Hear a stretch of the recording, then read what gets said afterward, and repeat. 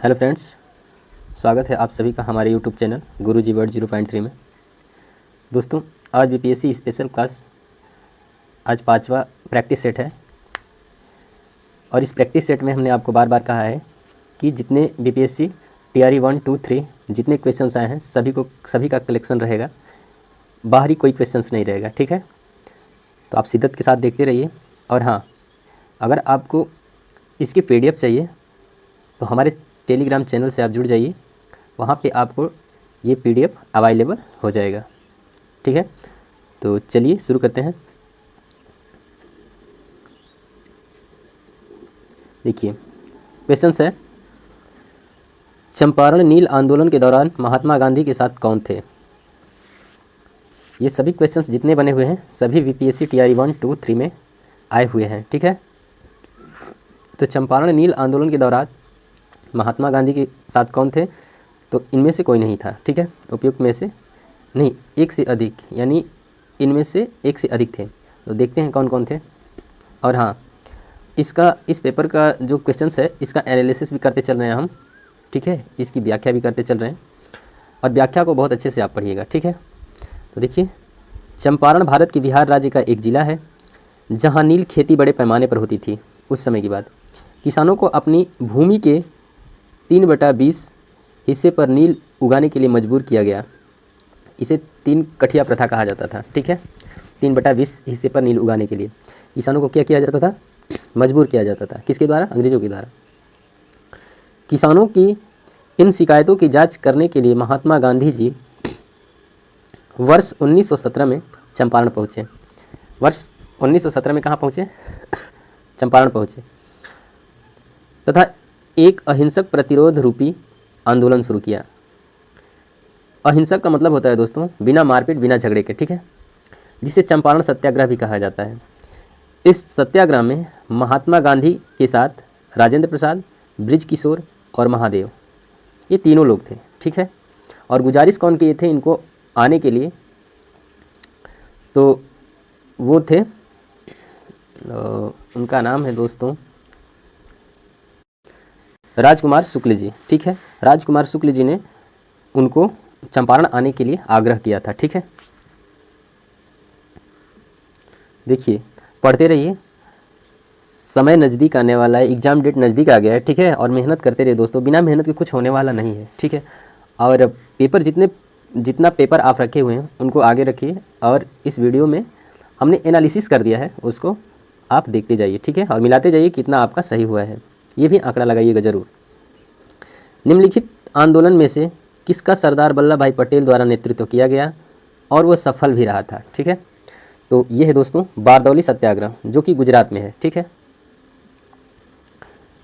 देखिए, सरदार वल्लभ भाई पटेल ने 1928 ईस्वी में गुजरात के बारदौली में हुए किसान आंदोलन का नेतृत्व किया था। ठीक है, जहां प्रांतीय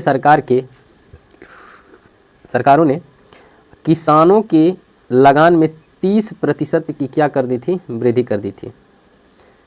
इसी आंदोलन के पश्चात उन्हें सरदार की उपाधि दी गई। ठीक है, अगर पूछे कि किस आंदोलन में सरदार वल्लभ भाई पटेल को सरदार की उपाधि दी गई, तो दोस्तों ये था जो बारदौली का आंदोलन था, उसमें इनको सरदार की उपाधि भी दी गई।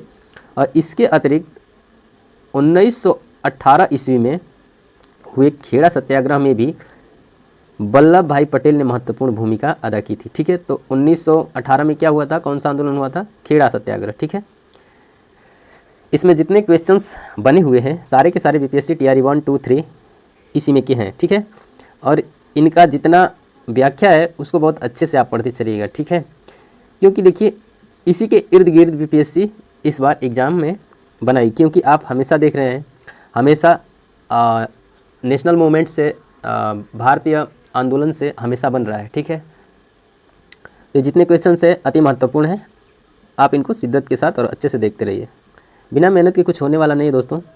देखिए, 1918 के किस महीने में चंपारण कृषि कानून यूरोपीय नील बागान के स्वामी के विरुद्ध पारित हुआ था?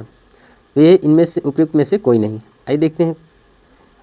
देखिए, गांधी जी द्वारा 1917 में किए गए प्रथम नील सत्याग्रह आंदोलन के बाद 4 मार्च 1918 को यूरोपियन नील बगान मालिकों के विरुद्ध सरकार ने चंपारण कृषि कानून, यानी कि चंपारण कृषि कानून को चंपारण एग्रेरियन एक्ट भी कहा जाता था, पारित किया गया। ठीक है, इस कानून के तहत बिहार, उड़ीसा व बंगाल के कुछ प्रांतों में प्रचलित 3 कठिया पद्धति क्या कर दी गई, समाप्त कर दी गई। 3 कठिया पद्धति वही थी दोस्तों कि 3/20 पे किसानों को मजबूर किया जाता था नील की खेती करने के लिए अंग्रेजों द्वारा। ठीक है, उसे ही 3 कठिया प्रथा कहा जाता है। चलिए, 1917 में चंपारण सत्याग्रह के दौरान भारत में गांधी जी के जीवन पर पहले ज्ञात प्रयास के पीछे कौन था? तो पहले ज्ञात प्रयास के पीछे ये 1917 का है, इसमें लॉर्ड इरविन था। ठीक है, आइए देखते हैं। देखिए, गांधी जी की लोकप्रियता के कारण चंपारण सत्याग्रह के दौरान उन्हें रोकने के लिए एक ब्रिटिश बागान प्रबंधक इरविन क्या था, ब्रिटिश बागान प्रबंधक था। ठीक है, ने कार्रवाई करने का निर्णय लिया। उसने गांधी जी को रात्रि भोज का निमंत्रण दिया, जिसे गांधी जी ने सहर्ष स्वीकार किया। ठीक है, और इरविन के इस निमंत्रण के पीछे गांधी जी की हत्या करने का भी षड्यंत्र रचा गया था। इसमें रसोइया बतख मियाँ ने गांधी जी की जान बचाई थी। ठीक है, याद रखिएगा, गांधी जी की जान किसने बचाई थी, किससे, इरविन से। तो बतख मियाँ थे, और इरविन का इरादा था कि गांधी जी को खाने में क्या कर दिया जाए, जहर दे दिया जाए, और इससे गांधी जी की क्या हो जाए, हत्या हो जाए। ठीक है, 1876 ईस्वी में इंडिया एसोसिएशन की स्थापना किसने की थी? तो ये थे सुरेंद्र नाथ बनर्जी। अगर पूछे कि इंडिया एसोसिएशन की स्थापना किसने की, तो सुरेंद्र नाथ बनर्जी। इंडियन एसोसिएशन की स्थापना जुलाई 1876 ईस्वी में कोलकाता में हुई थी। कहाँ पे हुई थी? कोलकाता में हुई थी। इस संगठन की स्थापना सुरेंद्र नाथ बनर्जी ने की थी, जो उस समय गरम दल के नेता समझे जाते थे। ठीक है, ये उस समय गरम दल के नेता भी थे। इस संगठन का उद्देश्य भारत में शक्तिशाली जनमत का निर्माण करना तथा समान राजनीतिक हितों और महत्वाकांक्षाओं के आधार पर विविध भारतीय जातियों तथा वर्गों का एकीकरण करना था। ठीक है, स्टेटमेंट आप बहुत अच्छे से पढ़िएगा। मैं यही कहूँगा कि स्टेटमेंट आप बहुत अच्छे से पढ़िएगा, और जितने क्वेश्चन हैं सारे के सारे बीपीएससी टीआरई 1, 2, 3 में आए हुए हैं। मैं बार बार यही कह रहा हूँ कि इसको बहुत शिद्दत के साथ देखिएगा। पिछली वीडियो आप नहीं देखे हैं तो जाके पिछली वीडियो हमारी देख लीजिएगा। ठीक है, मद्रास महाजन सभा की स्थापना किस वर्ष हुई थी? तो उपयुक्त में से कोई नहीं। कब हुई थी? मद्रास महाजन सभा का गठन वर्ष 1884 ईस्वी में एम वीर राघवाचारी और वी सुब्रमण्यम अय्यर एवं पी आनंद चार्लू द्वारा किया गया था। ठीक है, ये जो नाम है ना, इसको भी बहुत अच्छे से याद रखिएगा। इसका मुख्यालय तमिलनाडु में स्थित था। इस सभा का उद्देश्य स्थानीय संगठन के कार्यों को समन्वित करना था। ठीक है,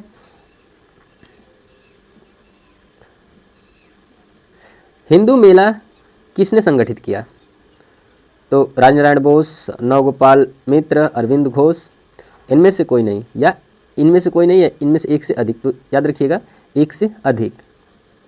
कौन कौन है देखते हैं। हिंदू मेला एक सामाजिक सांस्कृतिक संस्था थी, जिसकी स्थापना 1867 में गणेश नाथ ठाकुर ने, विजेंद्र नाथ ठाकुर ने और राजनारायण बोस और नवगोपाल मित्र के साथ मिलकर की थी। ठीक है,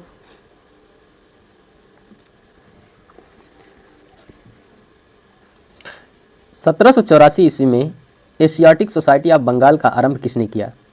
तो वो था विलियम जॉन्स के द्वारा एशियाटिक सोसाइटी ऑफ बंगाल का आरंभ किया गया। एशियाटिक सोसाइटी ऑफ बंगाल की स्थापना 15 जनवरी 1784 ईस्वी को विलियम जॉन्स ने कलकत्ता स्थित फोर्ट विलियम में की थी। पूरे एशिया महाद्वीप में एशियाटिक सोसाइटी ज्ञान और अनुसंधान का सबसे पुराना केंद्र था। ठीक है,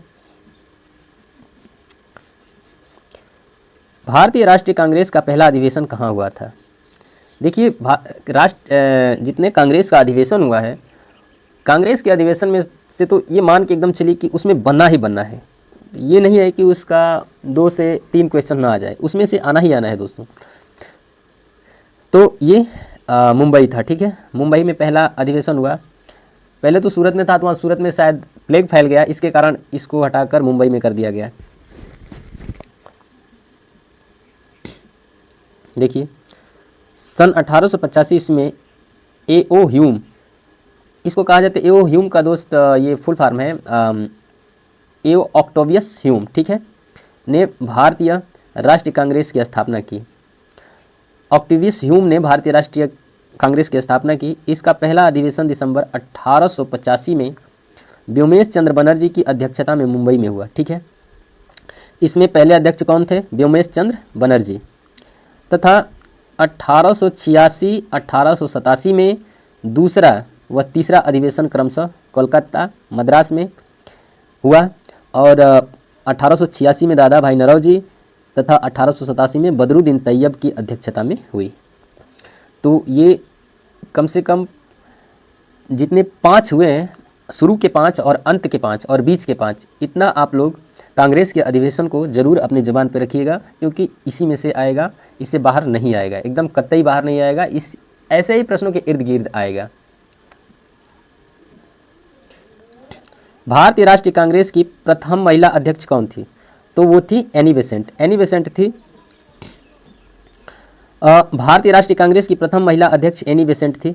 वर्ष 1917 में कोलकाता में आयोजित भारतीय राष्ट्रीय कांग्रेस के अधिवेशन में उन्हें अध्यक्ष बनाया गया। तो उन्हें कब अध्यक्ष बनाया गया दोस्तों? तो कलकत्ता में अध्यक्ष बनाया गया, ठीक है। 1912 में पटना में होने वाले भारतीय राष्ट्रीय कांग्रेस के अधिवेशन के अध्यक्ष कौन थे? और 1912 में जो पटना में भारतीय राष्ट्रीय कांग्रेस का अधिवेशन हुआ, उसके अध्यक्ष कौन थे? तो ये थे आर.एन. मुधोलकर, ठीक है, ये थे आर.एन. मुधोलकर। देखिए यहाँ पे 1912 में पटना में कौन थे? आर.एन. मुधोलकर। लखनऊ समझौता कब हुआ था? तो लखनऊ समझौता हुआ था दोस्तों 1916 में। अब देखिए ये लखनऊ समझौता दिसंबर 1916 में लखनऊ में आयोजित इंडियन नेशनल कांग्रेस और मुस्लिम लीग के संयुक्त सत्र में दोनों दलों के बीच एक समझौता था, ठीक है। किसके किसके बीच एक समझौता था? कांग्रेस के और मुस्लिम लीग के, ये दोनों दलों के बीच क्या था? एक समझौता था। इसे लखनऊ समझौता के नाम से जाना गया। तो ये जितने कांग्रेस अधिवेशन से बन रहे क्वेश्चन ना, ये सारे के सारे इंपॉर्टेंट है। भारतीय राष्ट्रीय कांग्रेस का गया अधिवेशन किस वर्ष में हुआ था? तो ये था 1922 में। 1922 में दोस्तों कांग्रेस का गया अधिवेशन हुआ। आइए देखते हैं इसको। भारतीय राष्ट्रीय कांग्रेस का गया अधिवेशन दिसंबर 1922 में आयोजित किया गया था। इसकी अध्यक्षता C.R. दास ने की थी। C.R. दास ने की थी, ठीक है। गया अधिवेशन में C.R. दास थे। इसी अधिवेशन में C.R. दास ने लेजिस्लेटिव काउंसिल में प्रवेश के समर्थन में एक संकल्प प्रस्तुत किया था। उन्होंने 1923 में मोतीलाल नेहरू के साथ मिलकर स्वराज पार्टी का भी गठन किया था। तो दोस्तों स्वराज पार्टी का गठन किसने किया था? तो C.R. दास थे और मोतीलाल नेहरू थे। ये दोनों ने मिलकर 1923 में क्या किए? स्वराज पार्टी का गठन किया। और गया अधिवेशन 1922 में जो हुआ था, उस समय कौन कांग्रेस का अध्यक्ष था? तो C.R. दास, ठीक है। C.R. का मतलब होता है दोस्तों चितरंजन दास।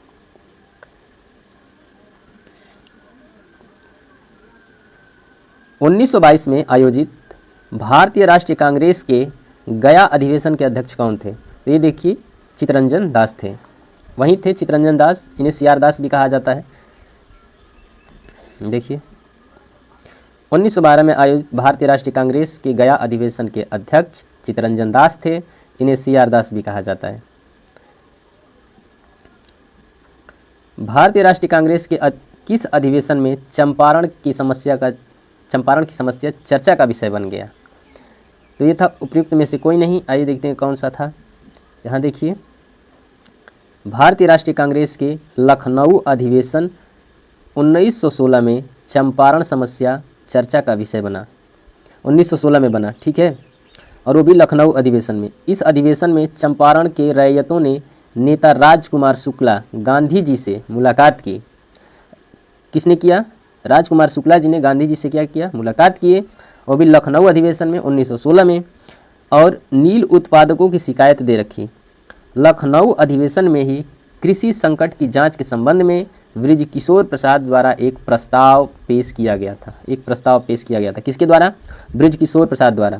और राजकुमार शुक्ल के आग्रह पर गांधी जी चंपारण गए एवं 1917 में अपना पहला सफल सत्याग्रह किया। चंपारण के जितने नील खेती से लगाकर दोस्तों, जब बिहार का जितना इतिहास जब से शुरू हुआ गांधी जी से, वहाँ से आप बहुत अच्छे अच्छे क्वेश्चन देखने को आपको मिलेंगे। ठीक है, जितने क्वेश्चंस बने हैं कांग्रेस अधिवेशन से और गांधी जी के 3 कठिया प्रथा है, गांधी जी के नील खेती से जो भी कुछ भी जुड़ा है आंदोलन, उन सभी से क्वेश्चंस बहुत भर भर के आए हैं और आप लोग बहुत अच्छे से पढ़िएगा। अब सोने का समय नहीं है दोस्तों, और मैं फिर बार बार ये कह रहा हूँ कि अगर आपको इसकी PDF चाहिए, आप हमारे टेलीग्राम चैनल से जुड़ जाइएगा, वहाँ से आप इसकी PDF प्राप्त कर सकते हैं। और डेली 9:30 पे यानी कि रात को ये वीडियो अवेलेबल हो जाएगी। ठीक है, तो दोस्तों अगर वीडियो आपको अच्छी लगी हो और इस चैनल से आप जुड़ना चाहते हैं तो वीडियो को लाइक कर दीजिए और चैनल को सब्सक्राइब कर लीजिए, क्योंकि हम आते हैं हमेशा 9:30 बजे और आपको इसमें टॉप 20 क्वेश्चंस देखने को मिलेंगे। ठीक है, धन्यवाद।